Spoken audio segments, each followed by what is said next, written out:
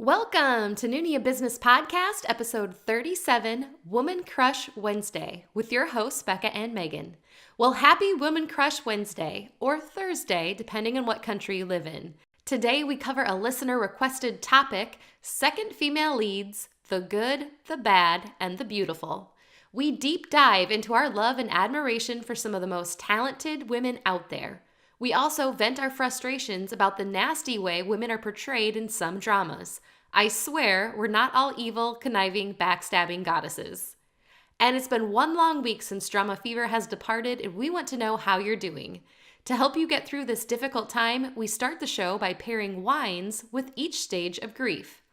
And we end the show with a listener-requested game, just in time for Halloween, BTS as candy. That's what you're in for today on Noona Ya Business. Please note, while Megan is traveling, our audio setup is slightly different, meaning you may notice a decrease in the quality of the audio. Thank you for supporting us while we adapt to our traveling schedules. Now, let's dig into the show.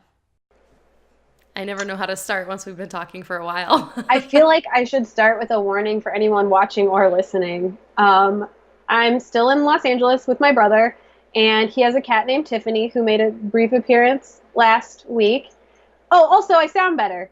You sound a lot better. So I'm feeling a lot better. So thanks everybody who sent me get well wishes. That meant a lot to me. But anyway, Tiffany the cat, I'm here alone right now. It's almost her dinner time, and she's very intense about food. So if you see her in the background, like staring at me, don't be alarmed. Also, if the sound cuts out, it's because she jumped on the keyboard and ended the call again.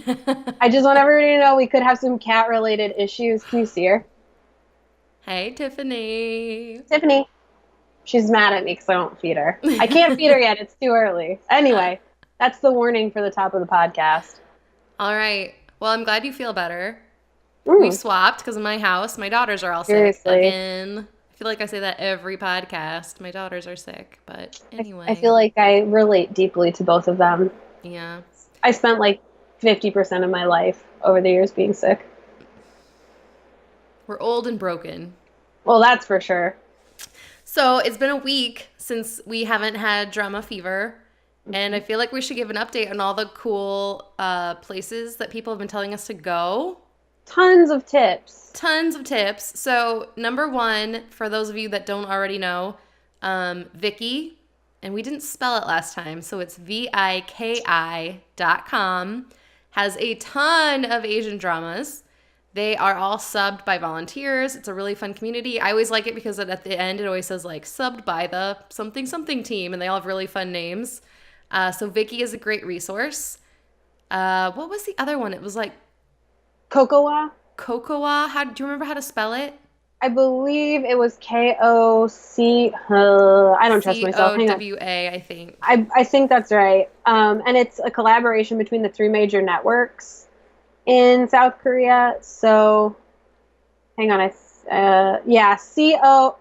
K-O-C-O-W-A, Kokowa. If you use Kokowa and you use a Roku, I could use some help figuring out how to get it to, like, set it up in Roku, because my mom was able to download it, but now we can't find it. It keeps telling us to watch it through Hulu. Technology is too complicated. It's far outpaced what I am capable of at this point, and so I'm very overwhelmed by it. We miss you, DramaFever. It was so simple. I'm sure this is simple too. I just don't know. I don't know what I'm doing. I haven't tried that hard. An update. It's been over a week now since I've signed up for like this free DramaFever trial through Amazon Prime, and it's still working. I never got charged money for it, and I still can watch all the shows that run DramaFever. So if you're desperate and you don't mind giving that a shot, it's still working for me. Well, what do you know? That seems like a mistake. Megan, don't tell anybody. You're the one telling everyone. I need to finish. My ID is Gangnam Beauty. I have to finish the show. How far in are you? Episode 9. I think it's 16 episodes. So I'm kind of like there. Halfway there, a little more than halfway. Knock on wood. Knock on everything, because I really need to see the end of the show. Yeah. But anyway, okay. So that's our update from our Rest in Peace DramaFever episode. Megan, do you have any reassesses? I do. It has to do with the BTS book club, which we gave an update on last week. You can listen to last week's episode for more information on that, or you can email me, Megan at Noona Ya Business. But basically, we are reading The Ones Who Walk Away from Omelas, and I mentioned looking on Amazon and also like a Google Books thing for it. We had a listener who had the best point ever, which is go to your library. The library is the best. It's free. It's great. It's part of your community. We should all be going to the library more often. And I was a total dum-dum for not mentioning your local library. Check out your local library.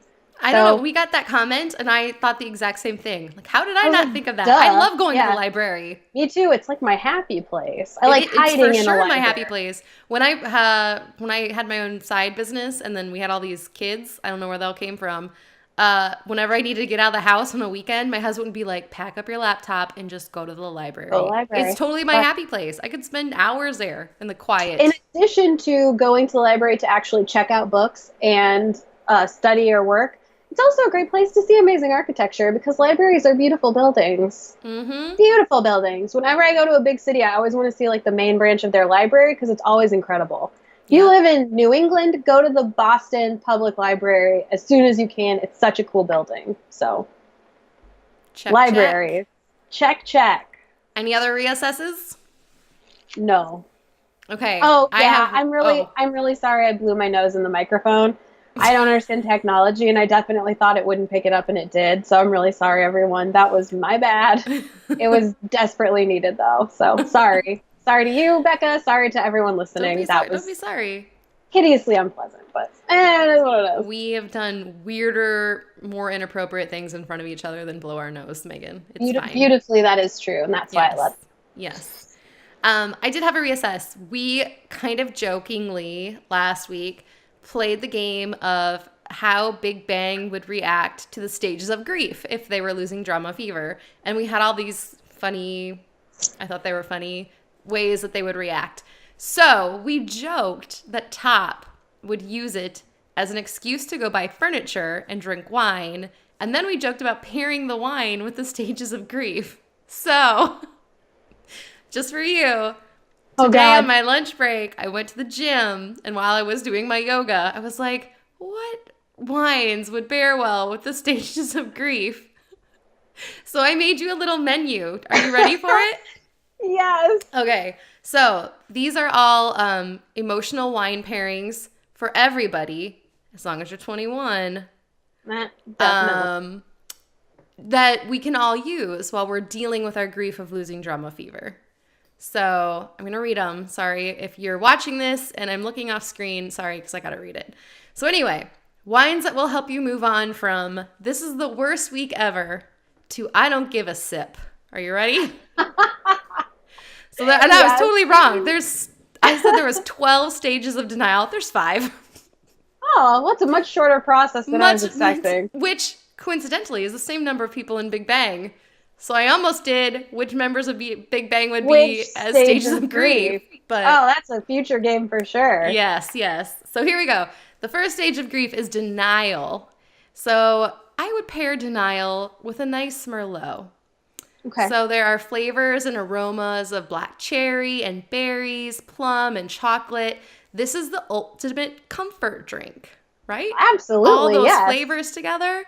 So it goes perfectly with denial. Because you can pretend everything's okay. Exactly. And my saying is, no, no, no, and then you pour Merlot. So that's my denial. We're making shirts with all of these. So then anger is the next stage of grief. And I said this would be a really sweet rosé. Okay. Because nothing is quite as emotive as a glass of chilled rosé. So rosé is actually made when you don't let the skin of the grape stay on very long while you're making the wine, which makes the wine angry. So this is a perfect anger-fueled beverage to pair with your anger. Also, you should put on headphones and you can rock out to Guns N' Rosé while you listen and drink. Right? See what I did there? I see what you did there, girl. All right, depression. I said champagne because in this stage you deserve a lighter, firmer style of drink that delivers a touch of youthful characters and citrus to your nose and your taste buds.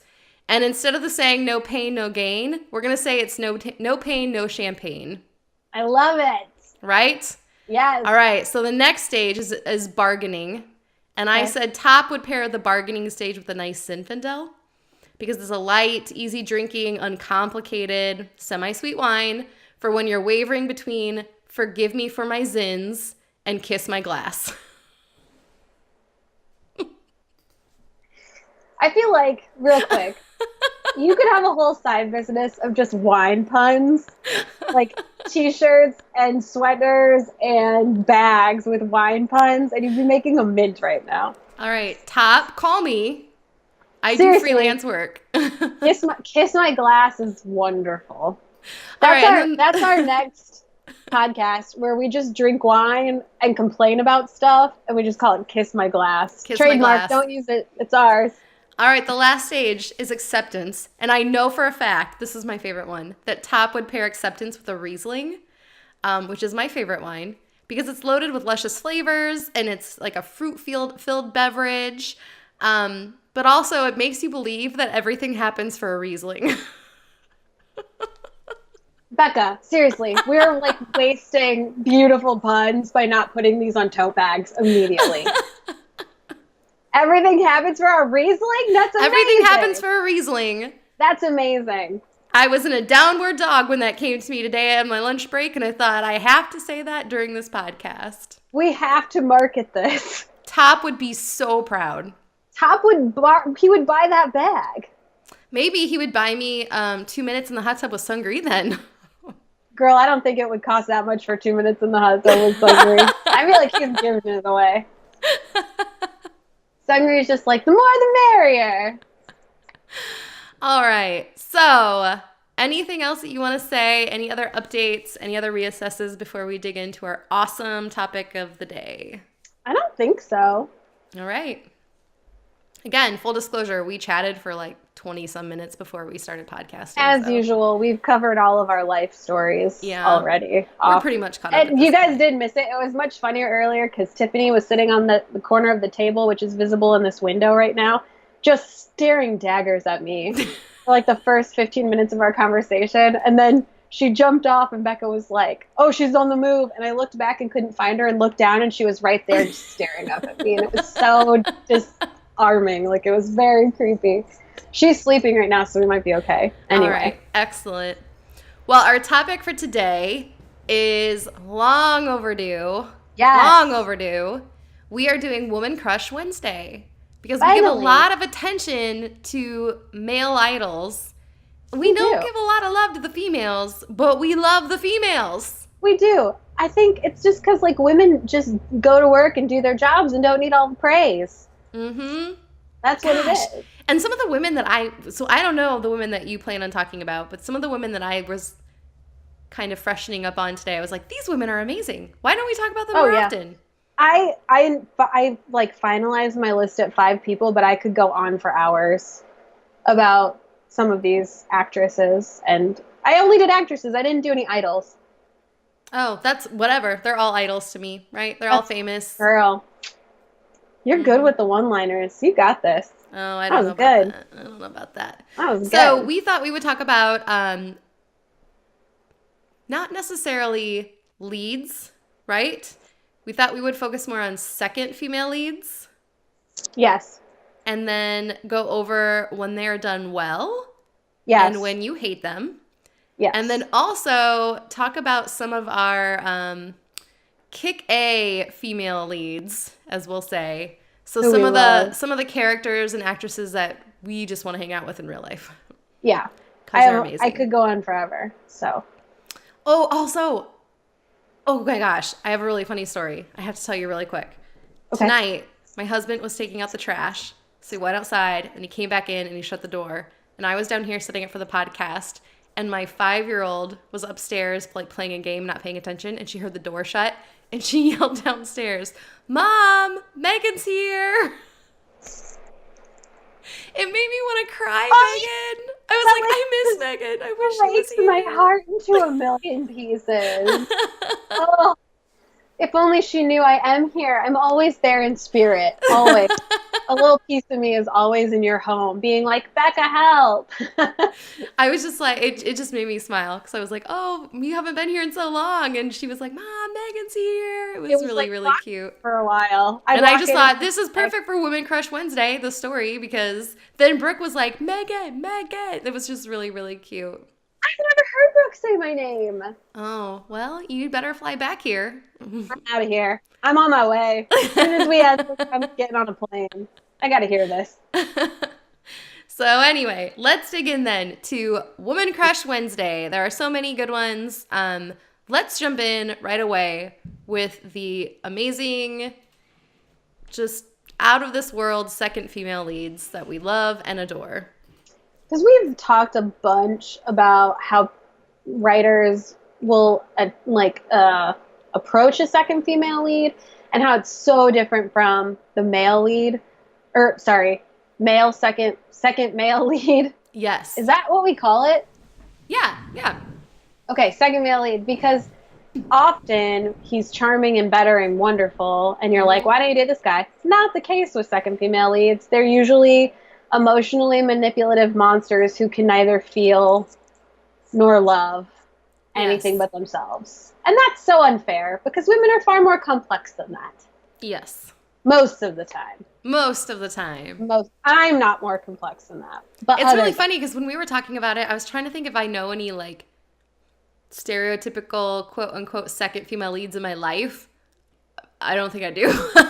But in every single K-drama, there's at least one, if not two, terrible second female leads. So I don't know. I feel like I almost turned into a second female lead once in a professional setting because there was another coworker who was so frustrating that I like second female leaded her a little bit in the like sort of sabotaging her professionally. Not really, not to the level of a drama, but to the level where one day I was like, what are you doing, Megan? Who are you, Sena? Like, this is not how you behave. Stop it. And so it was all fine.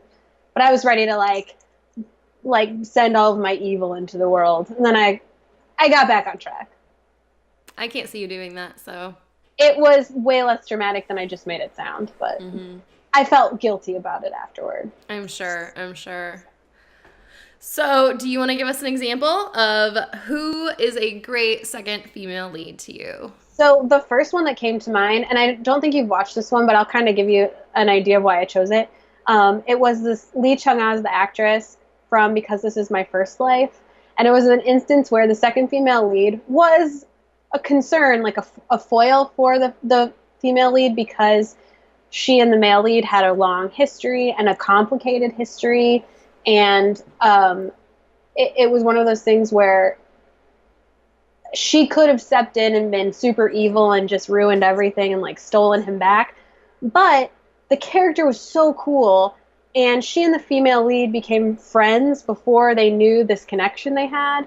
And it was like, you're almost like, just forget the guy altogether and just hang out with this woman because she's incredible. And their chemistry was so great. It was one of those things where it was like, okay, I believe this could happen in real life. You have a complicated relationship with someone who has a complicated relationship with someone else, and you don't want to hurt either of those people. And it's like, how do you navigate that situation? How do you maintain your self-respect? How do you respect them? And it was like a tragic in that you knew that none of the characters wanted to hurt each other because they all had each other's best intentions at heart. And it was like, this is an interesting, complex relationship. And it's not just this woman wants to destroy this woman. It's like these women understand each other, but they're fundamentally at odds, and that's really interesting. And so she ended up being an awesome character, and like just it heightened the show in so many ways. So she was the first one that came to mind where I was like, this is an awesome second female lead.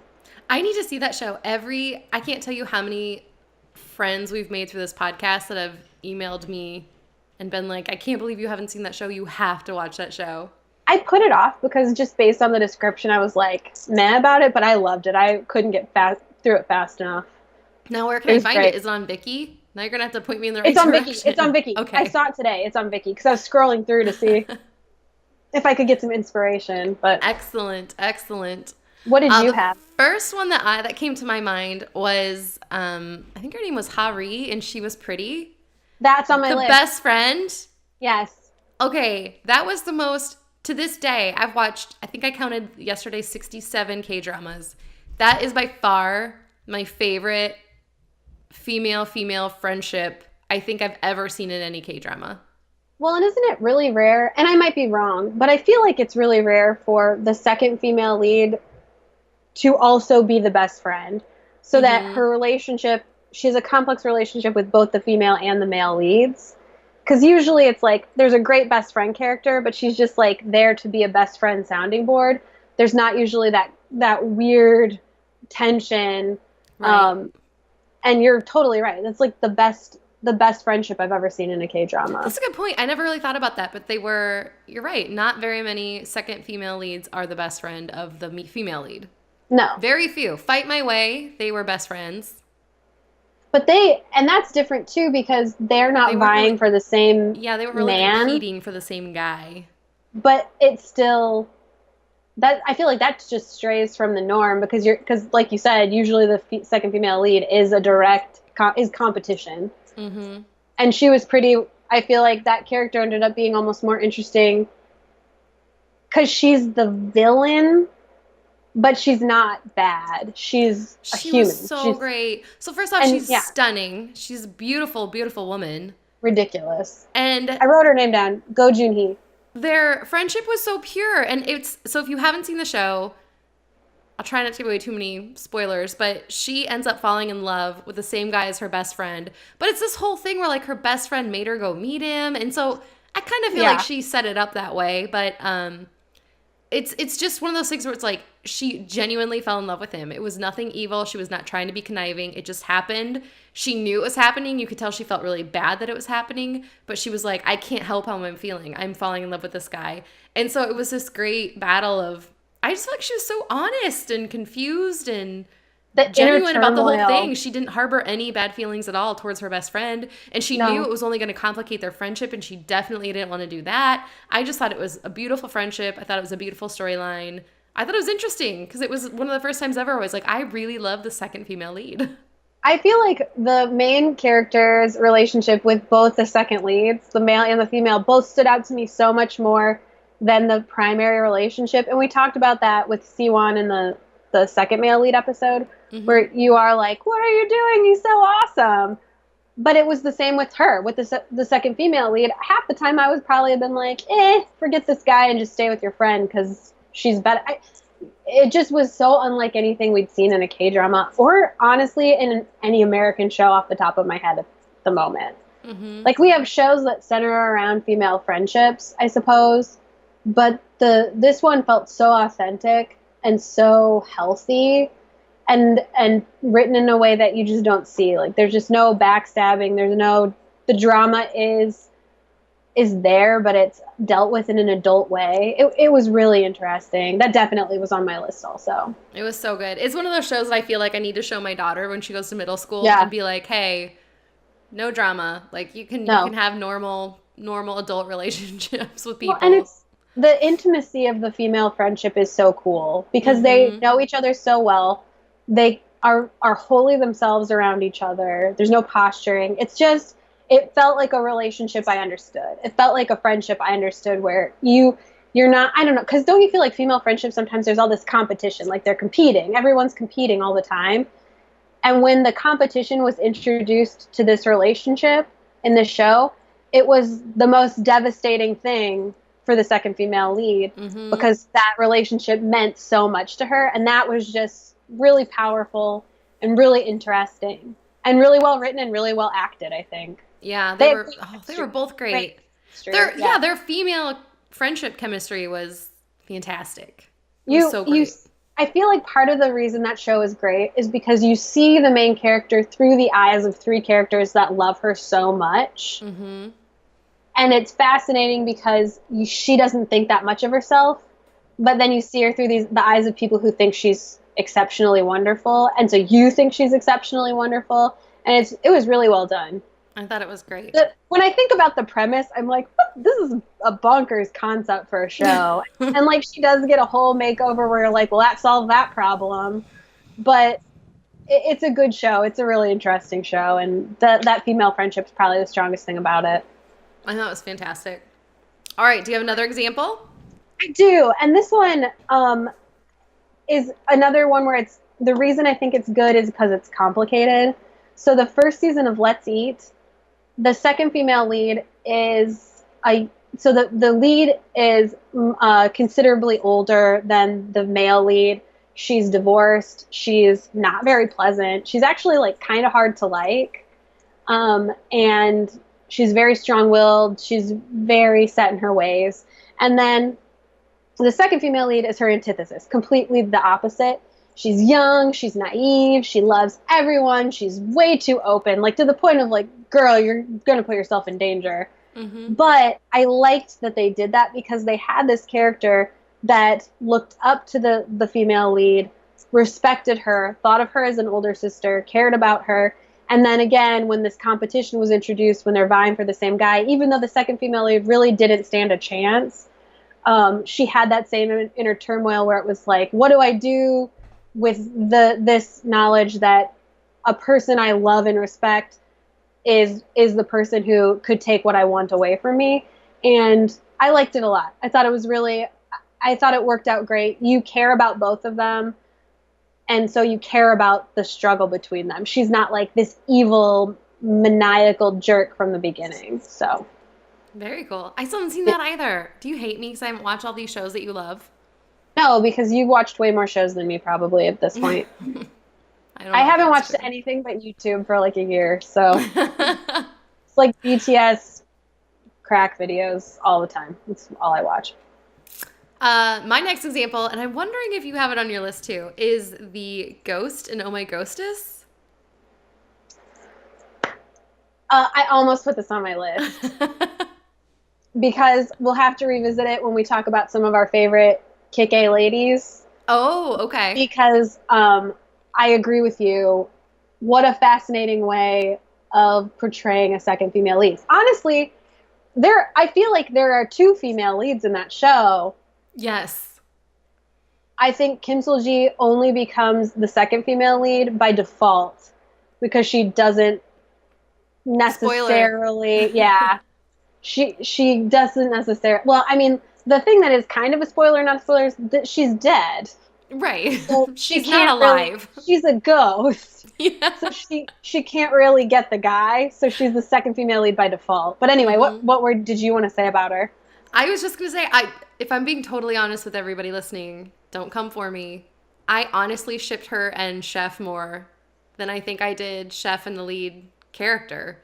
Mm. I thought she was fantastic because I think even if you absolutely love the lead, which I did, I loved the lead character. I thought she was charming and adorable and had this like kind of tragic backstory, and I felt really bad for her. But I just think even if you absolutely love her, you could not hate the second female lead in that show. Like she was just funny and bubbly and wanting to help. And again, it was kind of like She Was Pretty, where I think she started to develop feelings. It wasn't evil or maniacal. It was just purely she was just falling in love. Yeah, she was just absolutely smitten with the chef. And so, I don't know. And I think the fact that like she had to give up their love for obvious reasons, being that she was dead. But I think even if she was living in the end, or for some reason she could have come back to life in the end, I still think she would have done the right thing and stepped back there. And I think something else that's funny about this show is that the same actress, to some extent, played the first and the second female lead, because is it Park Bo-young? Mm-hmm. Kim Bo-young? Park Bo-young. What an incredible performance. To this day, one of the best performances I've ever seen in any show. Yep. Plays the female lead who's kind of a mousy, scared, weak, sort of has these psychic powers. Tiny, meek character. And then Kim Sul-ji plays this ghost who is like all attitude, huge personality, super bubbly and interesting and assertive and great. And she inhabits Park Bo-young's body. So Park Bo-young has to play both of them through parts of the show. And obviously Kim Sul-ji shows up and plays the character also. And they both play it beautifully. But I feel like I fell for her in both incarnations. Like, the character is just so good. Whoever's playing her is making you think like, oh, I'm rooting for you. I'm rooting for you in a big way. And I think maybe that is part of the reason why I think even if you loved Park Bo-young's character, I think you're still cheering for the ghost because she played the ghost so well that and honestly, to me, it made me like the main character better. Because it was like, she looks like the character I love, which is the ghost, which is who's inhabiting her body. I mean, it's so complicated. Absolutely. It's like a algebra equation you got to try to figure out. But I just feel like they all did such a great job. Their performances were amazing. That is a show where I would recommend that to anybody. Mm-hmm. Whether you love K-dramas, you think you hate K-dramas, you've never watched a K-drama, I would say, Oh My Ghostess is one of the best made shows I've watched. And I think it's because it incorporates, like, you and I can agree on this show, and we have really different tastes. It incorporates mystery, it's very dramatic, but it's also very funny and very romantic. It can be scary. It gets real creepy. And the mystery is pretty twisted, and as they're revealing information, it's very unsettling, but like super fascinating and very tragic. It's great. And then, what's his name? Come on, what's his name? The actor is so great. He just married Gummy. Oh, the lead chef. Yeah, why can't I think of his name? I don't know. I'd look it up, and my equipment's everywhere tonight. I'm looking it up. It was the first time I ever saw him, and I've never seen him in a bad performance ever. I think they got married. He did. He played it so well too. His performance in the show was also great. We're not talking about guys tonight, but his performance was very well. Jo Jung-suk, he's incredible. I would say watch anything he's in, and you're in good hands. So, yeah, great show all around. Another one of my favorites. Also, for those of you who love the Death by Refrigerated Trucks, check. Put it on your list, for everybody. Death by Refrigerated Truck. We got body swap. We got it all, and we got it all done well. I think we should. When we used to write for DramaFever, we had talked to them about making a K-drama bingo card. Do you remember that people could download? And whenever a new drama came out, you could try to get like a bingo on the card, and it would have all of our favorite tropes on it. Well, now we have our own website, Megan. We should just do it. Totally do that. And we should put it out there, and anybody who watches a new show, just put your name and the title of the show, and let us know when you get a bingo. It's funny because let us know how many episodes in it takes you to get a bingo. Yeah. I think that's what it should be. You have to date each one so that we know how long it takes, and it's going to be like, it took me a week. It took me half of an episode to get a bingo. Sorry, I had to cough, and I really wanted to save you all from it, and I don't know if I did. But you did. I did. Okay, good. All right, who else you got? My last one, I've cheated a little bit, but She Was Pretty was my third, so go for it. What's your last one? I don't know if I can consider her in my opinion, she's a second female lead, but how are we defining a second female lead? To me, a second female lead is just the second actress in a show, the second top billed actress in a show. I guess generally speaking, I would say it would be a second female character vying for whatever the first female character wants, but I think that kind of goes out the window. So I say, like you said, second build in a show. So I picked, I'm going to say her name wrong, Minja and Healer, because she's a hacking Ajima. Oh!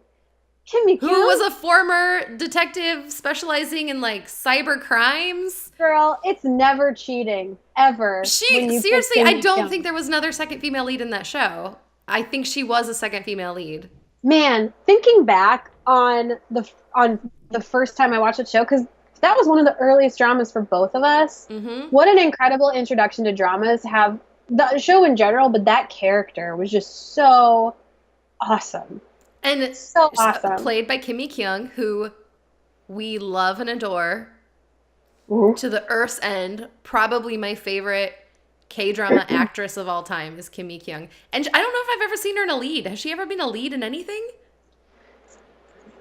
She's one of those people who I guess I would have to call a character actress, because she gets cast a lot as the mom or the aunt, but it's never like the mom or the aunt. It's a complicated mom or a complicated aunt or a character who you're like, you need somebody incredible to play this character because this character is awesome. So she was man, I'm trying to think of all the shows I've seen her in. She was like this like witch doctor in Secret Garden. She had a very small role. She Go was Back Couple. the aunt in Master's Son. She was Soji Sub's aunt. She was the mom in Go Back Couple. She was the mom in Oh Hae Young. Another Oh Hae Young. She was fantastic in that role. She's the mom in Ajima The Sound of Healer. Your Heart. Is that what it's called? I always forget the name of it. It's that one I was watching with Lee Kwang-soo, The Sound of My Heart, which is like I guess I would call it like a 30-minute comedy. And yeah, Sound of Your Heart. And she is amazing. She's hilarious. She's seriously, every time that I see that she's going to be in a new drama, I'm like, well, I know I'm watching that one. She's the mom. She's Park Shin-hye's mom in Heirs. Oh, the deaf mom. Yes. She is like that was. I feel like I saw that right after I saw Healer and had no idea it was the same actress. Oh, like, no, didn't put it together for years. No. Didn't put it together for years that was the same person. Megan and I have often joked that for Halloween, which is next week, by the way, I think we should dress up. We've often joked that for Halloween, I should go as the deaf mom in Heirs, and you should go as the illegitimate second mom that nobody wants to know exists in Heirs. Annoying crybaby mom. Heck because they have a beautiful, weird friendship that I think is a fun break from the craziness of that show. And like, and somehow adds to the craziness of the show where you're like, wait, are they friends? Like, is she gonna get fired? What's going on? Seems weird. Yeah, I just think Ajima, she's my favorite. It's the first time, I think it was the second or third K-drama I watched was Healer, and I thought she was fantastic. I loved every scene she was in was great. I mean, the woman spends her days in a dark room eating sushi in her pajamas and talking to Ji Chang-wook. What's not to love about this character? She's just awesome. She's just the best. Awesome. Yeah. She's the best. Yeah. She might be my favorite of everybody we've talked about so far. But I don't know if I can consider her a second female lead or not. She's like the Woman Crush Wednesday every Wednesday forever. The ultimate Woman Crush Wednesday. I just love her. And we've only named like 5 shows she's in. The woman is in like 45 shows. She's in everything. I swear. I start a drama and she pops in 10 minutes in and I'm like, oh, yep, there's Kim Mi-kyung. That makes sense. There she is. We're in it now. Subway of actresses. She's everywhere. Everywhere. And right when you least expect it, she's going to pop in. And it's like the best product placement because I'm sold on her. 100% sold. Mm-hmm. I love her. Yeah, seriously. All right, who else do you have? Any other examples of good ones? No, I tried to limit it to 3 just because I figured I could go pretty hardcore if I kept going. Mm-hmm. But the only other one that this is like controversial, I think. So we'll talk about it later. It's more with my like girl crush section. We'll talk about her later. But. Okay, perfect. So let's move on then to the bad second female leads. I actually have Which a good I almost transition. think you have to say are great actresses because we hated them and we're probably supposed to hate them. Yes. Yeah. So it's still on with our Woman Crush Wednesday theme. I have a good transition because I actually wrote down Rachel from the Heirs. Very nice. Kim Ji-won. And I think the thing that bothers me most about that character is there's just no redeeming for her. She just sucks. Like, she's mean, and she has a complicated home life, and you take all that into consideration. We all do. But that's the thing, is like, that's not enough for me to excuse the way you behave. You're just super entitled and awful. And it's like textbook entitled rich girl who gets whatever she wants and cannot understand why Lee Min-ho is looking at anyone but her. And I think it makes me extra mad because Kim Ji-won is such an awesome actress and plays such interesting, nuanced characters that I think like she deserved better than Rachel. Not to say she performed well as Rachel. Like, you remember that character for a long time, and she sticks with you for sure. And she is decidedly horrible. But I felt like I wanted more from her, and that's actually kind of the theme of my bad female leads. Is it's like an actress I admire and think is incredible having to play a part where I'm like, this girl's just terrible, and I don't like it. Right. What about you? What was your first one?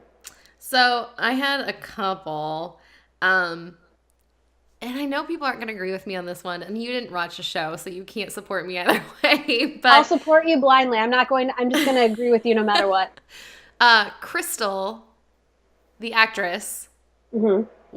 her role in The Bride of the Water God was one of the most beautiful things I've ever seen in my life. She's absolutely stunning. If you want to see like a textbook gorgeous goddess woman, go look at any of the scenes that she's in that show because she's stunning. Her gowns are beautiful. Like she seriously looks like an angel. Like she's perfect. Her character though, in my opinion, is terrible. I just don't think there's Really? any redeeming quality about her character. And I still watched and she was so beautiful. I couldn't stop watching her scenes. But she was just terrible. Like she was whiny. And then there's this gorgeous second male lead in that show who really genuinely liked, like their characters were attracted to each other and you could tell. But she was so hung up on like this first male lead that you just knew he didn't like her. He's never been sketchy about it. He's always been pretty honest with her. And it's like she just treats the second guy like crud. Like it was just like, you're so pretty. Why? Like have That's one good quality. like the perfect, I feel like that sums up so many of the second female leads where you're like, this just isn't fair to women. Because it's like, No. they're so dead set on getting the guy that like their intense obsession with this man is enough to lead them to just being trash humans. And it's like, really? We can't be more complex than that? All they do is just go around sabotaging people, and it's like this is not a good character. This is just being evil for the sake of being evil.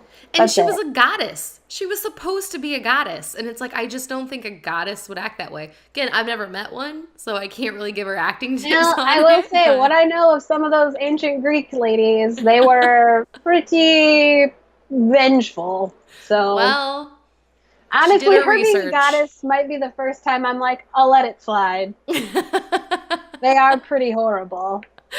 But no, I haven't watched it, but I feel like what you're describing, I've seen so many times, and it's just Hmm. not interesting because, it's like she just shows up and complicates things, even though she has no chance, she has no redeeming qualities, and there's no way in heck that she's a viable option.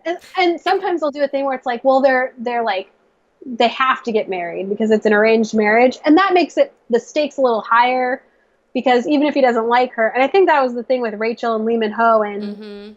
the heirs is they're like intended for one another, so you're like, okay, get it, you do kind of have a claim on him, but also you don't because he's a person with free will, Right. and so are you. So get over it and move on. Don't. Why are you doing this to yourself? And I think part of the reason, too, that but I can't say I hated this character. I don't know. I'm so conflicted because she was so beautiful and I wanted to love her. But when I see a gorgeous woman dressed up, looking amazing, I don't want to see her be mean. You know what I Yeah. mean? Like it's like in my brain, it's like, no, she's supposed to be having fun. Like, look at how great her life is. And like it's just ugh. It's you want I've the always noticed that inside like and the outside American to reflect movies. each other. Yes, in American movies they do that all the time. Where you think about like I'm trying to think of some rom-coms that How to Lose a Guy in 10 Days is a great example where when it escalates and it finally reaches a breaking point, they're at a party where they both look gorgeous and it's like, why do we have to do that? Like it just Tiffany's drives me here. crazy. Are you Tiffany, hungry? hi. Who else do you have on your list then for women who got it right, and by right I mean wrong? I'll do this one kind of fast because I don't think you've watched this. Wait, did you watch Sweet Stranger and Me or The Man Living in My Yeah. House? Oh yeah. You did.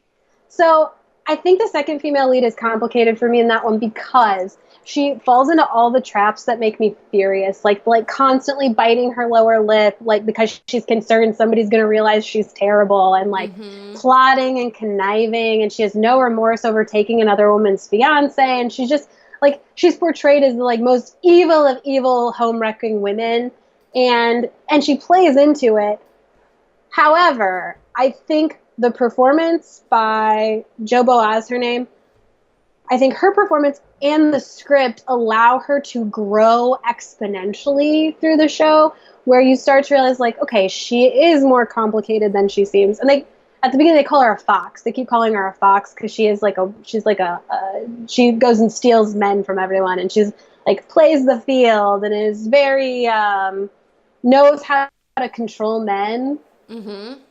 And for like the first half of the show, you're just like, get her out of here.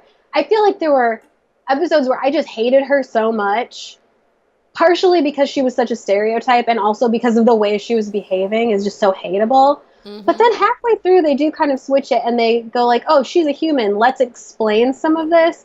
And it actually got really interesting and became, rather than just a foil for the lead, because they're not vying for the male lead. She's not the second female lead in the sense of she and the female lead are trying to get the same lead guy. Mm-hmm. She's like, they're not even vying for the second male lead. She's just become a very difficult presence in the female lead's life. And that's interesting to me too. So I think she's bad in that she's like the worst kind of homewrecker stereotype that pops up a lot, and that it is really frustrating, and that is just pure evil. But I'll give her a pass because I do think it gets more interesting, and I do think the way they used it in the show was interesting. I do too. Yeah. So I zoomed through that show. I'm having a really hard time remembering all the specifics of the second female lead. Yeah, I feel like, and it's been a while since I watched it too, but spoiler alert, she like meets the female lead's 9-year boyfriend, or 11-year, they've been together for like 11 years and they're engaged. She meets him at the female lead's mom's funeral and like puts the moves on him at his fiance's funeral, or mom's funeral, and then steals him. And it's just gross. It's just gross. And the whole time you're like, the guy she was engaged to is so pathetic because he falls for everything she puts out there. And it's so frustrating. But again, he's not even the second male lead. He's like a bookmark in her past. So then through the show, like you find out, I think, that the second female lead's mom is really ill, and she just has a lot more baggage to work through than you think. And she ends up being kind of a nice, pleasant character. I'm pretty sure that's right. I feel like I went 0 to 60 on that show, where at the beginning I hated her so purely. And then by the end I was like, oh, she's like a friend. She's good. She's okay. It's fine. Mm-hmm. Like she grew and became an interesting part of the story. So anyway. My second one is the most obvious one. Sena in Rooftop Prince. She had to be mentioned. She had to be mentioned. Because she is textbook second female lead. The worst. When we did the recap of that show, you brought up so many good points that I haven't thought of in a long time. Like her quivering lip. Oh, the quivering lip. Her picking at her fingernails. Oh. I mean, it's so annoying. The like. It's like I'm so nervous. I just have to bite my bottom lip thing. As soon as it happens, it's like the next drinking game. If a second female lead nervously bites her lip, take all the shots, because you're going to want to be blackout drunk for the rest of the show. It's just terrible. So frustrating. But anyway, yeah, Sena, it's like she's pure evil. She's redeemed at the end, but it seems very undeserved. Mm-hmm. And her motivation is minimal at best. Her motivation is pretty pathetic. Yeah. Like she's jealous? That's it? And it's like, jealous of your sister? To the point where you tried to help murder her? That it just doesn't. And as a child, was already so broken and evil for no reason, because her mom seems super cool. She's willing to like put another child into a truck and let her just drive away into oblivion, and never seems upset about it. Goes on with her life. I'll give Sena this. She's good at her job. She does. She's very good at her job. We have to credit where credit's due. She is a bad bee when it comes to being a professional woman. So congrats on that, Sena. But like, maybe you should focus on your career and not worry about all these ding-dong guys in your life. And, destroying your sister. That's good advice for everybody out there. Especially if you have a sister. Especially if you have a sister. Yes. If you have a brother like Nate, Destroy him all you want. I would never destroy Nate. I live my life to make sure his is enhanced and happy. Anything else you want to say about her? No, nope. Yeah, and it's pretty straightforward. Yeah, it's not. If you've seen the show, you know that she's I feel like textbook maybe second female lead. Evil. I feel like I had gone through a lot of shows where I didn't even notice that the second female lead was a thing. Mm-hmm. And then I saw Rooftop Prince and I was like, oh, this is a thing. This is like a thing that they do. And she is this thing incarnate. Because like Pasta was one of our early dramas, and that second female lead is way more complex than your like hand-wringing, evil, lip-biting jerk. Mm-hmm. But yeah, Rooftop Prince is like, oh, this woman just is here to destroy things, to watch the world burn. Yeah, it's annoying. Mm-hmm. All right, did you have any other examples? I had one more, but it's very similar to not only my complaint about the airs, but also to Say Nah, and that's The Greatest Love, second female lead, who is just so jealous of the female lead that she will stop at nothing to see her life destroyed. And it's Yu and Na, who we love, who deserves better as a performer, and she plays almost an identical character in My Love from the Star, Another Star, where it's just like, you're just jealous and want to destroy her, and there's no reason. Like, what you have everything in the world going for you. Yeah, and to be perfectly honest, why would you care about this girl? You're doing way better. You're doing way better. And it just becomes a sick competition that you can't get over. And the whole time you're like, I am not invested in this. You're just evil.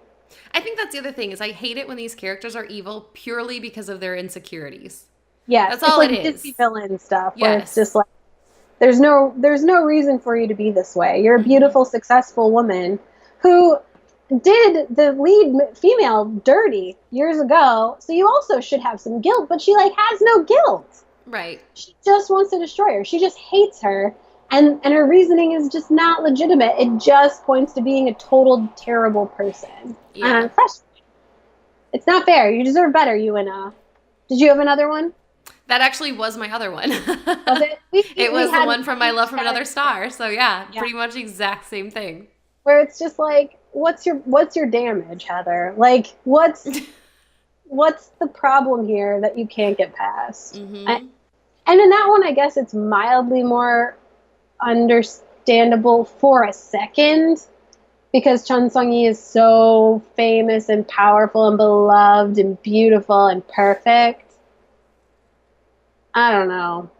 It just felt like, and that's interesting too, because she's not trying to win the lead. No. Actually, not in Greatest Love either. They're vying for the second male lead. It doesn't make sense. But that's why she's such a great actress that I truly love, because she makes me hate her. Like, she does her job very well. And she gets stuck in the second female lead role a lot, but if you look at her filmography, she plays such interesting versions, because she's the second female lead. She's the best friend who's not the second female lead in Secret Garden, and that's a great female friendship. She's the second female lead in Goblin, and again, it's completely off the typical script, where she is kind of the lead in her own story. Mm-hmm. She's amazing. But speaking of that, they just got starring roles together again for a new drama. The Grim Reaper and yeah. Oh, that's going to be awesome. Isn't that going to be a great show? I'm excited. Yeah. I know nothing about it. I just saw that they both got signed on. I'm really eager for him to make something else, because I haven't really watched him in anything else, and he was so scene-stealing in Goblin. For me, he was the best part of that whole show. Mm-hmm.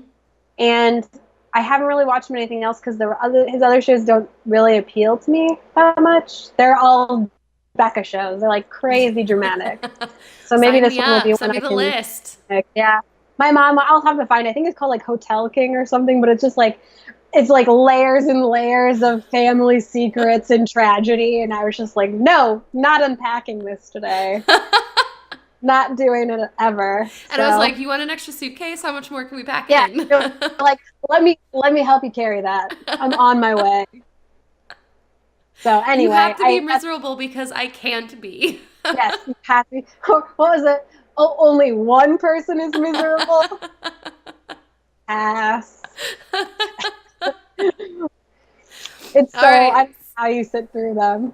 So let's wrap it up, our Women Crush Wednesday episode, with then some kick A Hmm. characters or actresses that we absolutely love and adore Do and you want want to to go? spend time with personally. Do you want to start? Do you want to do it first? Start. Sure. So I have three that I picked, and it was hard to narrow down my list. So I have Do Bong Soon from Strong Women Do Bong Soon because I feel like that character challenges the ideal of like the damsel in distress and was very much so like, I'm gonna stand up for what I believe in, and nobody needs to rescue me. I'm fine rescuing myself. In fact, I will hang around you because you actually need to be rescued. And I Yeah, just thought she also did a really good job of putting the male characters like in their place when they needed to be put in their place. And I just loved her. I loved her character. I thought she was cute and charming and funny, but like strong-willed, and I thought she was great. If she was a real yeah. life if that character was a real life person, I absolutely would want to spend time with her. I agree. That show, when we've talked about some of the shows that were really popular that we didn't like, unpopular opinion, I didn't love that show, but I loved her. I loved her Mm-hmm. character, and I wish I was in it for her for sure.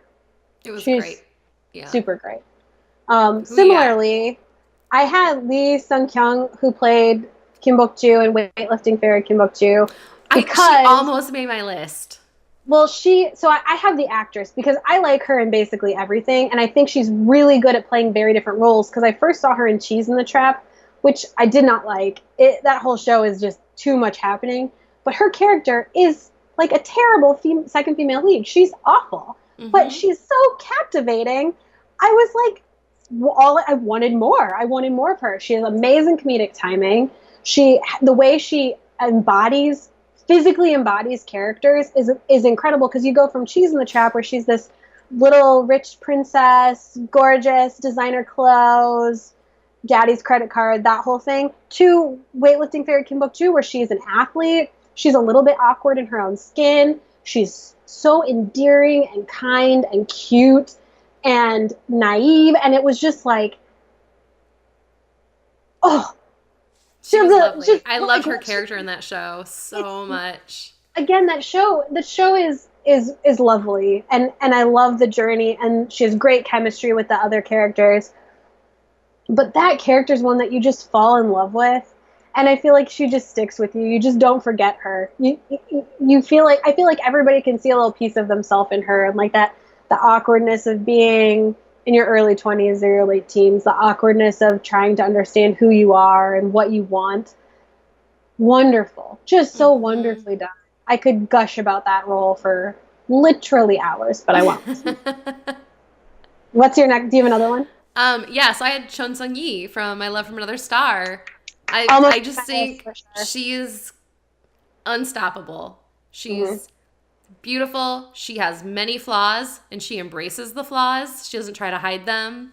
And I just feel like she approaches all of her weaknesses with confidence. Like I Yeah, just loved her character. I thought she was great and funny. So funny. She was such a funny, I don't know. It was just such a great role well, for her. I feel like she took me completely by surprise, because I thought like, and I think we've talked about her a little bit before, where I saw her and I thought, I know this character. She's beautiful and unavailable and emotionally cold and collected and calm. No, she's a Mm-mm. dang mess. She's such a mess. She embarrasses herself constantly, but like you said, has the confidence to kind of brush it off and be like, "Who cares? I'm Chung Sung Yi. I'm amazing." Mm-hmm. And she's so loyal to a fault, and she's not afraid of people thinking she's, everybody pardon my French, a bitch, Mm-hmm. because she's just like, yeah, so what? I am, but I'm here for my friends. I'm here for the people that I love, and I don't have to apologize for who I am. And it was like this awesome, amazing thing, especially after seeing a lot of female leads who are like the underdog, who's just like trying so hard but just can't quite win, and isn't that pretty and isn't that rich. Chung Soo-yi's got it all, and she's still a disaster, and it's wonderful.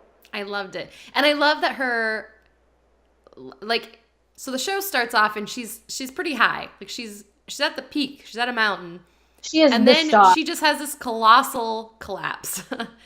Yeah. And she's just so enduring through the whole thing. She never gives up. She never gives up. And there's never a point where she's like, I'm too good for this. No. Ever. And I think that's why I love her, is there was like, yeah. when she got back into acting then after she was kind of like on the blacklist for a while, and she took like a very minor second female lead role behind the second female lead who was just being terrible.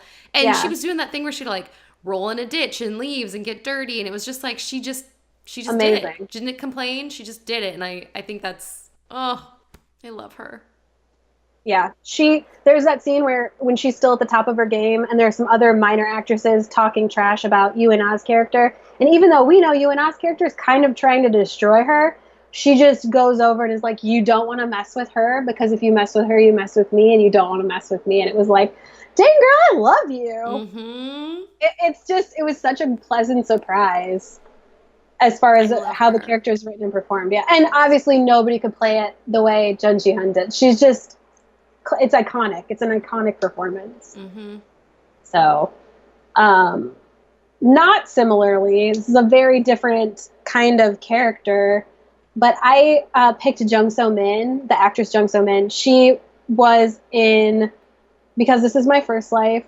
She was in The Sound of Your Heart, and she's currently in a show I'm really enjoying called The Smiles Left Your Eyes. And I've seen none of those, but yes, continue. She is an actress who is very relatable. I feel like she never plays the damsel in distress. She's one of those people where you're like, oh, this woman is smart and capable. She's always smart and capable. And there are always the traditional things working against her, but she's just so compelling. And there's something so likable about her. I want to compare it to like a Meg Ryan quality from the 90s, mm-hmm. where every time she played something, you're just like, man, I just like you. I just like you. I want you to win, and I don't know why. And I think it's because there's something like very vulnerable about her. But she can play everything. She can play drama. She can play comedy. There are in a bunch of the shows I've watched, they've made comments about her not being that pretty, which I think is like, who are you trying to fool? She's stunningly gorgeous. But I feel like that's something, too, where she's not afraid necessarily to take a role where she looks a little plainer. Or in The Sound of Your Heart, she's straight up acts ridiculous in some of those scenes, but she does it with such beauty and humor and heart that I just have such a massive crush on her. She's probably my favorite actress right now. Jung So-min. So, gotta watch Because This Is My First Life. Totally won me over. It's next on my list. I promise. I promise. So good. So my last one that I had was the character Oh Hae-young from another Oh Hae-young, because again, I just feel like she, unlike a lot of female leads, I just feel like that character was transparent and heartbreakingly honest with everybody in her life. Yes. I just thought it was refreshing. I thought it was extremely refreshing. I loved everything that she did in that show. It's a character who I didn't expect in a K-drama, but I recognized from my life, which I think is always when it's like, this is working so well because I didn't expect you and I know you and yes. I relate to you. I would elaborate to say that actress in general, and of course I can't remember her name at the moment because I'm terrible at that, but her character, even though I couldn't finish it in Temperature of Love, was the same way, where it was like, I like your style. I like the way you are. I like how assertive and confident you are. And then she's in Let's Eat Too. And there's like a backstory that's kind of weird with her, where she's like very conscious of her weight. But generally speaking, with her character, and that backstory is kind of weird. And I've heard it turned a lot of people off, and I definitely get that. But her journey in the present, she's so charming and quirky and goofy, and again, not worried about making herself look kind of silly. She's a great comedian, and she just, I fall for her character every time, where it's like, this is the character I love the most. So I think I have a major crush on her as an actress too. So yeah. And she's great. The last one, and I'll just mention it really quick, is Kim Sul-ji, who we were talking about from Oh My Ghostess. She plays the ghost. Yes. I love her in everything. She's in Flower Boy Next Door, she plays kind of a minor role, but she's hilarious, and she like stays with you the whole time.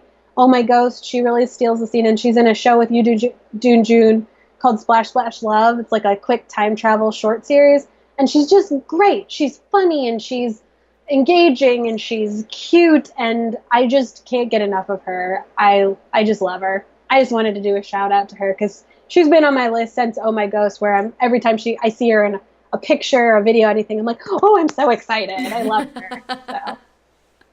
She's absolutely adorable. Yeah, Splash Splash Love, if anybody wants to watch it, is on Viki. I saw it today. And it's a quick, short, fun time travel thing. So, yes. All right. I think we did well. Yeah. I have a girl crush on you too, Megan. You're my Woman Crush Wednesday every day of the week. And like all of our listeners, I love all of those strong, talented women that have been emailing us. Funny. You guys are the best. Exciting. I'm giving you all shout outs. Yes. Amazing. So we did have a game request. Are we okay on time? I think so. Do you want to try to get it in? If you're up for it, I'm up for it. I'm up for it. I think it's very appropriate, too, because Halloween is right around the corner. Halloween is right around the corner, and BTS is showering us with content all of a sudden out of nowhere again. We can talk about Mono later. RM dropped his playlist, which is obviously incredible. We got new music coming out tomorrow morning with Steve Aoki. We got a trailer for Burn the Stage. I feel like they just won some massive cultural award. It's like, enough, people, but also don't stop. But we had a listener request. We do BTS as types of candy. Which is perfect. I looked up who the request is from today, and I'm pretty sure I know, but I don't want to say it wrong because she gave me one answer as an example, and I'm stealing it because it's the perfect one. So we can start. Okay, it's Nikki. Nikki was the listener who requested this. And Nikki, like I said in my email, I'm stealing your answer because it was perfect. Okay. All right. So BTS as candy. I am not joking. So at work today, I was like, in my downtime, I was trying to come up with answers and like jot them down in between projects and stuff. And there were several points where I had to like Google the names of candy because I'm running out of ideas. I don't know who these people would be. And my mouth would start watering at work. I desperately want one of these candies now so badly, and I never got it today. I did the same thing where I had to Google a couple of things because I was like, I just can't think of anything. Mm-hmm. So we'll see. I feel like we have the potential to overlap on a couple of these. So I was worried that we would. So I wrote down my first answer, and then at work I tried to be creative and go beyond. So I actually went with all my second answers because I was afraid we would overlap for a lot of them. Nice. Do you want to go first? See. I think you should go first. You want me to go nervous. First? Yeah. Okay. So for Jin, I said I based this on his behavior during the tour that they just completed because he was a whole thing on this tour. I feel like he's just reached a point where he's like, you can't stop me. I'm Jin, and I am here for it, and I love it. So I said candy corn because I feel like candy corn. If you don't like it, too bad. It's everywhere. It's going to do what it wants. People are going to shove it in your face, and it is very secure with who it is, and it is coming for you. So I said candy corn. It just so happens I love candy corn. I hate candy corn. You love candy corn or you hate candy corn, and I think Jin would say, you love me or you hate me, I don't really care. I'm going to keep doing what I'm doing. That's why I love him. So I said candy corn. What did you say? Well, I'm going to go with my first answer then, because I could have sworn that you would have picked this one. I had that he would be Hershey's Kisses. Oh, of course he would. Because the man loves to blow kisses. The Jin, the flying kiss. He's like the king of the flying kiss. But to take it a step further then, they're beautifully packaged in silver wrapping. Yeah. Shiny. They are literally labeled with kisses on paper that stick out of the top. Just like in every interview, he says, Jin, worldwide handsome. Yep. And then, just like Jin, they have a flat bottom.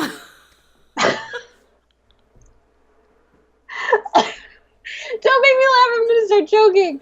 I was not. And I'm not expecting saying that in like a body shaming way. Jin is amazing, but he's the thinnest one.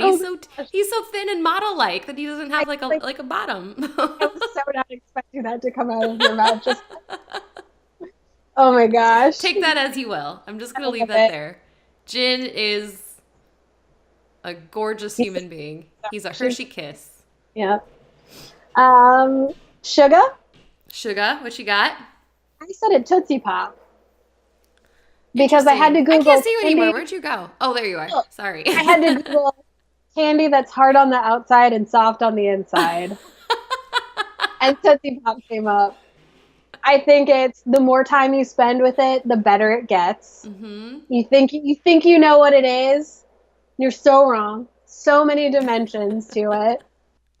And there's never a time where somebody's like, you want one of these? And I'm like, nah, it's a sucker. It's a sucker. Where you're like, no, I don't want that sucker. Yeah, I'm going to take it. I probably will want one eventually. He's mass appeal. Everybody likes a Tootsie Pop.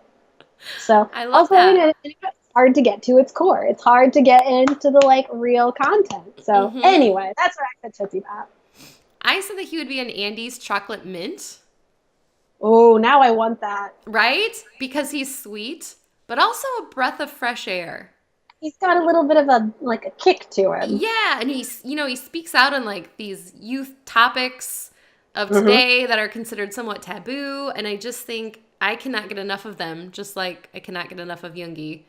And honestly, they're like the only candy in my life that I cannot resist. I cannot have them in the house because there's no just like, oh, I'll just have one. Like I'm going to eat the whole bag if they're in the house. The temptation is just too much. And then also they have that beautiful like green foil and like stamped on it is the Andes logo, just like Suga wears those giant Suga rings on his finger. He's always labeled. They're always labeled. I just think I feel like there's also something and minty and refreshing.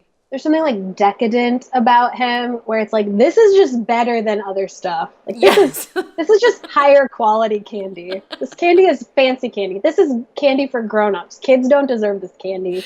They won't appreciate it. Like this is excellent highbrow candy. This is the good stuff. Yeah. Yes, this is the classy stuff. You know you made it when you start getting served Andy's Mint. I agree.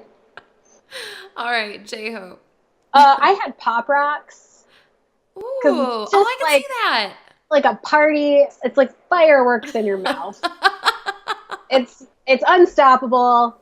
You cannot suppress it. It is there. It feels like a party. It's overwhelming. You're a little hesitant at first to accept it. But then you're like, I want to keep doing this. Why is this so addicting? I love it. What did you say? I love that answer. I said he would be Fruities. I love Fruities. Fruities are the best candy, I think. But honestly, they have 14 flavors. There's something for everyone when you have a Fruity. And they're colorful. They come in that attractive little wrapper. It's full of sugar, so it's guaranteed to get you hype. And to me, they're perfect in bite-sized amounts. Like I can't have too much. Can't have too many Fruities. Like I have to go easy on J-Hope, otherwise I'm just gonna go all in. So opposite, they're the perfect. I could sit and eat a whole bag of them and not regret it at all because it feels like it doesn't feel bad for me. It feels like they're not that bad for me. I feel like there's something worthwhile about it, so I'm just gonna keep eating them until they're gone. Also, do you know that you can buy like color specific bags of Fruities? I actually saw that. I once bought a whole bag of red Fruities. Oh, see, I love the purple. I love the green. I love the blue. I just want all of them. You're either a Becca or a Megan. You're either a Becca or a Megan. I like the orange and the red, and that's like it. I mean, okay, wait. I'll eat the other one. But I seek out those two. So I love them. What you got for RM? I had like caramel because it is the foundation of many candies. Or it is a part of many candies, but it is also excellent on its own and can be very highbrow and can be very lowbrow. Like you can get something really fancy at a 5-star restaurant that is drenched in caramel, or you can eat those little caramel squares that you buy in cellophane wrapping, but also you might lose a tooth. Like There is an element of danger to the experience of eating a caramel. Caramel? Whatever. I'd have to look it up. I swear, I say I think caramel, but I think I looked all it my up once family and says caramel. it is legitimately just like a regional thing. Like you say one or the other and it's exactly the same thing. So. I What said that did he what would about, be Smarties because it's because glaringly obvious that he's genius. he's very smart. That's a no-brainer. But also like a deeper meaning. So Smarties come in 6 colors, I believe, and each roll has like 15 of those little candies in them. So each pack is completely different. So like if we both were have a roll of Smarties right now, we would both have totally different candy experiences in front of us. So I just feel like Oh, he gives everybody their own deep, profound I love that. experience. And also, I they're peanut free, gluten free, fat free, dairy free. So just literally everybody can enjoy a Smartie. It's a universal candy. It's a universal candy. I think it's also a candy that is frequently underestimated because you see it and you're like, I don't want Smarties. And then you eat them and you're like, Smarties are great. I should eat these Why more didn't I often. want these? They're just Why little didn't I round want things these? of sugar. I'm very, very, and they're like a little bit tart, just like the Mm-hmm. tiniest Just a hint of a pinch. little sour. And they're like, you don't appreciate the Smarties enough. They're not appreciated enough. Mm-hmm. Good answer. Oh, thank you. How about Jimin? Be This is the nice. one I stole this from Nikki because there's no other answer in my opinion. He's a Sour Patch Kid. First he's sour, then he's sweet. I don't know what's going on ever. I'm like constantly in disarray thinking about Jimin. He haunts my dreams. As I always say in these games, I didn't ask for it. It just happened. But then you get one Sour Patch Kid and you just want him to keep coming forever, even though you know it's going to hurt at first. Just wait for that sweet, sweet reward at the end. Sour Patch Kid. I love it. I said that he would be a blow pop. Number Mm-hmm. one, because I like watching him eat suckers. It's like the original But sucker model. just like your answer, it's 2 in 1. I mean, you're getting a sucker and gum. It's wrapped in a colorful package. It's rock hard on the outside, if you know what I'm saying. Amen. And it's soft and just perfect on the inside. It's the candy that just keeps giving. It's like, oh, you can suck on me for hours, but then I'm going to give you gum too. And it's like, Jimin, why are you so good to us? Literally, this candy will never leave you. Because once you finally finish the sucker, you got chewing gum. And that could go for ages.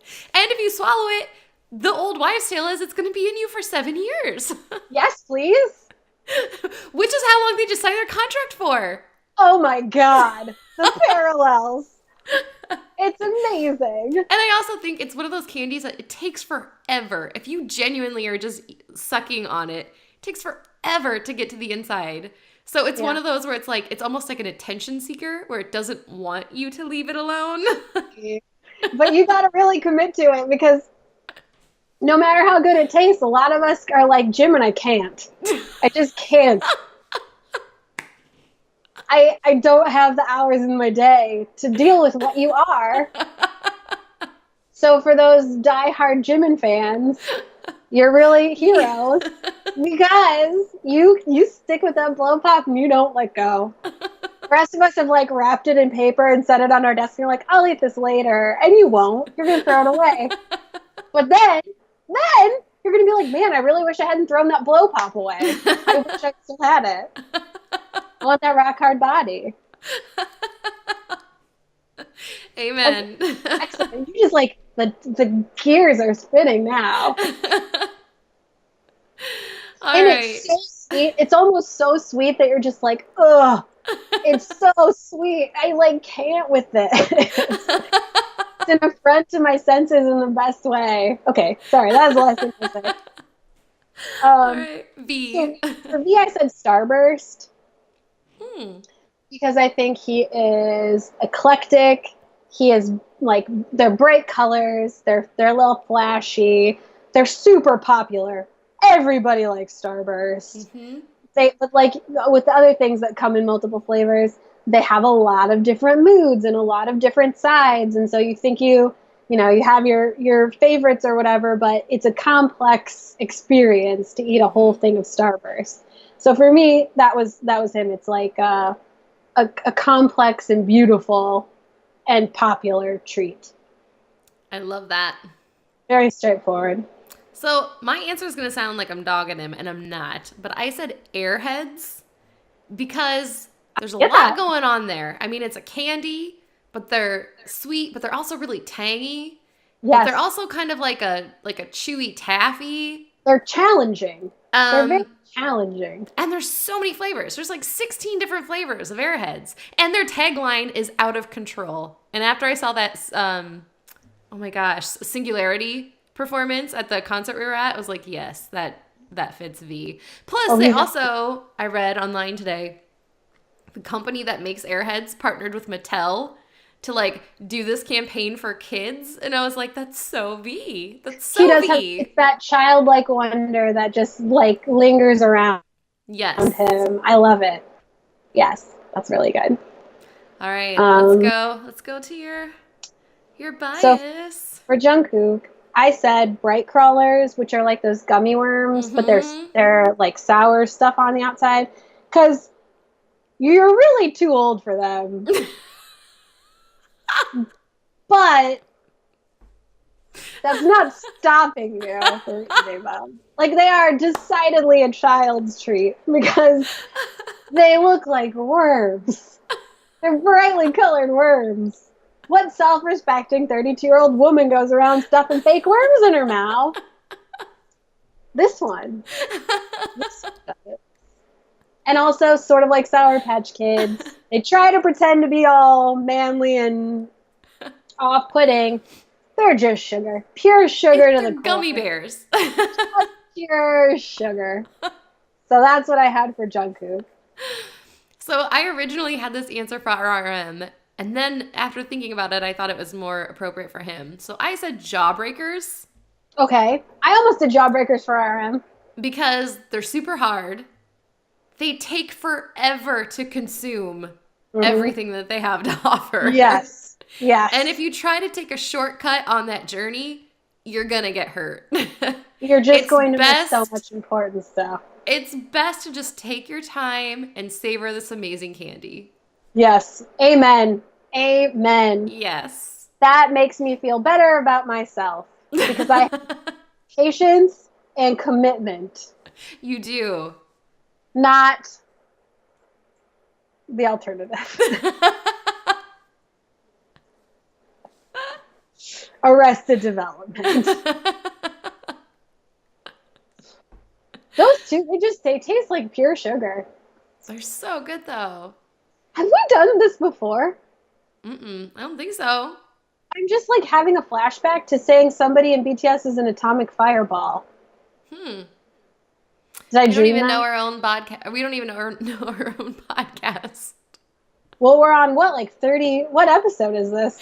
I think it's 37. Girl. We're getting up there. Maybe by episode 50 or 100, we'll actually have the microphone situations figured out. Probably. I mean, I'll find a way to screw it up. A girl can dream. Yeah, I mean, we're good. It's fine. We're doing great. I think we're doing great. You're doing great. So anyway, real quick before we sign off, let's update people really fast. What are you watching, Megan?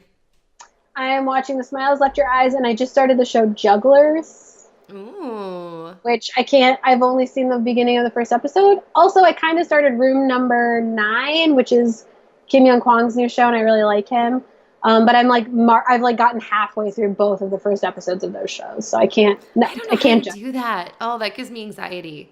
I know. I'm the worst. It gives me a headache trying to think about keeping all these shows straight.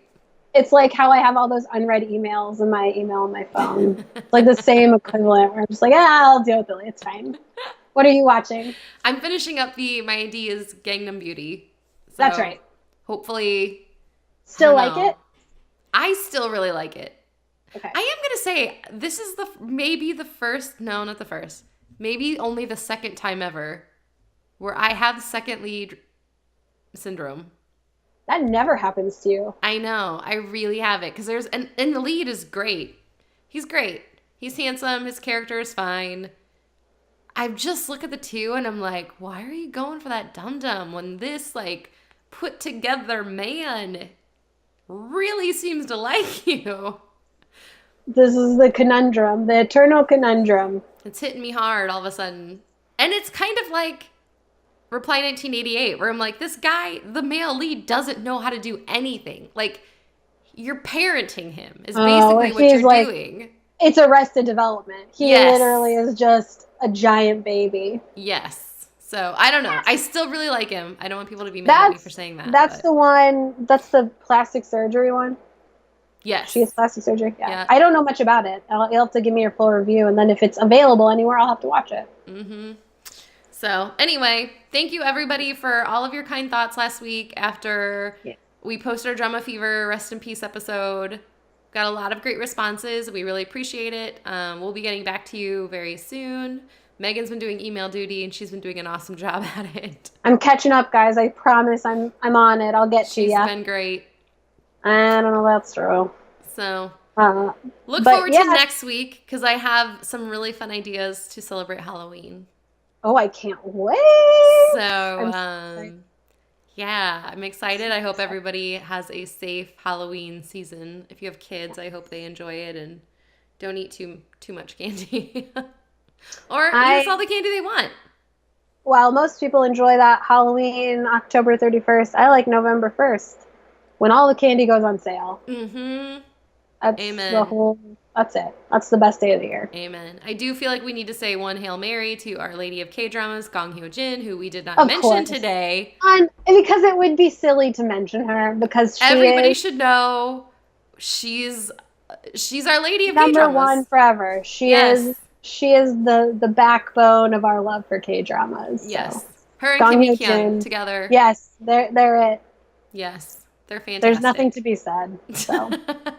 Anyway, you want to take us out, Megan? Yes. If you want to chat with us this week, you can find us on Twitter at Noona Ya Business, Facebook at Noona Ya Business. You can find us on YouTube, Noona Ya Business. Also, email us, Becca at NoonaYaBusiness.com, Megan at NoonaYaBusiness.com. You can find us on Spotify, Podbean, iTunes. Please leave a review. Give us some feedback. Send us an email. Let us know what you're thinking, what you're watching, what you want to hear about. Also, please check out our sponsor, whoarted.com, who-arted, ARTED.com. Becca, take it away. All right. I do feel like we need to give a plug that my brother-in-law, who is Megan's boyfriend, created an Instagram page for us. So now we can share all of our fun photos on Instagram. We have an Instagram now. It's Noona Ya Business IG. Because we changed it. Noona Ya Business was taken. We changed it from that even. We changed it to Noona Ya Business Podcast. Oh, Noona Ya Business Podcast. On See how Instagram. I am?